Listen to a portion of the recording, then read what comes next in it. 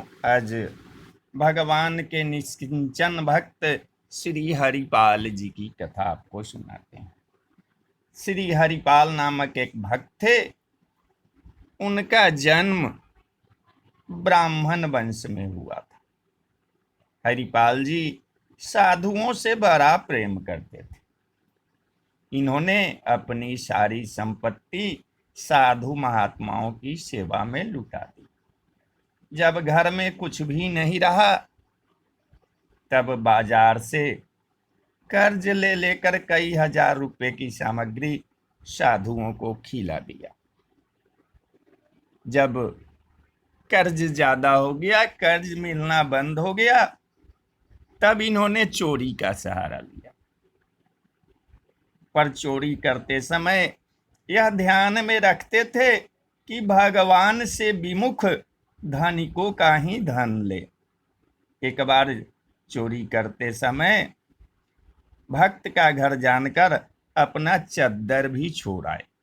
तब से चोरी छोड़कर अभक्तों को पहचानकर लूटपाट करना शुरू कर दिया। एक दिन द्वार पर बड़ी संत मंडली आ पहुंची। अब संतों का सत्कार कैसे करें, अपनी स्त्री से यही बातचीत करने लगे। घर में कोई सामग्री नहीं थी। ऐसे में दोनों दंपत्ति भगवान का स्मरण करने लगे। निष्किंचन भक्त श्री हरिपाल जी को चिंतित जानकर द्वारिका में रुक्मिणी जी के महल में विराजमान भगवान श्री कृष्ण सोच में पड़ गए। उनकी साधु सेवा की निष्ठा ने भगवान का मन हर लिया था। अतः भगवान ने मूल्यवान वस्त्राभूषण धारण करके सेठ का रूप बनाया और चलने लगे। जब प्रभु चलने लगे तो श्री रुक्मिणी जी ने पूछा कि प्रभु, आज सेठ बनकर आप कहाँ जा रहे हो? प्रभु बोले कि हमारा एक प्रेमी भक्त है, उसी के पास जा रहा। तो रुक्मिणी जी ने कहा कि मैं भी चलूं क्या? भगवान ने कहा, आओ चलें। दोनों सेठ और सेठानी श्री हरिपाल भक्त के द्वार पर आए और पूछने पर श्री हरिपाल जी से कहने लगे, अजी मुझे अमुक गांव जाना है। मार्ग में अकेले जाने पर अनेक संकट है।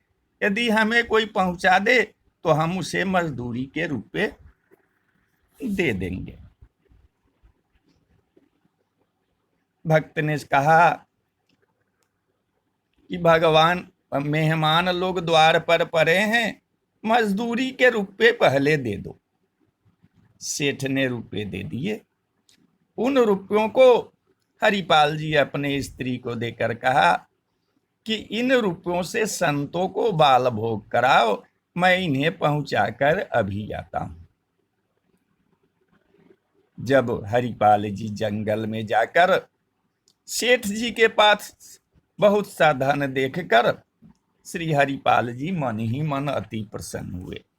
श्री हरिपाल जी ने ध्यान देकर देखा कि उनके गले में माला और मस्तक में तिलक नहीं है। ये वैष्णव का सा आचार, नाम उच्चारण आदि भी नहीं कर रहे हैं। इनके शरीरों पर अति मूल्यवान इतने आभूषण हैं तो घर में सोना चांदी जवाहरात के भंडार भरे होंगे। ऐसे में यदि मैं यह सब छीन भी लूं तो इन्हें कोई विशेष हानि नहीं होगी। ऐसा मन में विचार कर श्री हरिपाल जी दोनों से बोले कि तुम्हारे पास जितना सामान है सब साधु सेवा के निमित्त न्यौछावर कर अपने शरीर से उतार कर डाल दो, नहीं तो हम तुम्हें पीटेंगे। उन दोनों ने सब कुछ उतार कर डाल दिया। श्री रुक्मिणी जी की अंगुली में एक छल्ला था, वह उनसे नहीं निकला। तब श्री हरिपाल जी अंगुली मरोड़कर उसे निकालने लगे। तब वे बोली, अरे तू तो बड़ा ही कठोर है, मेरी अंगुली टूट जाएगी, इस छल्ले को छोड़ दे। भक्त जी ने कहा कि छोड़ कैसे दूं, इससे तो कई संतों का भोजन होगा।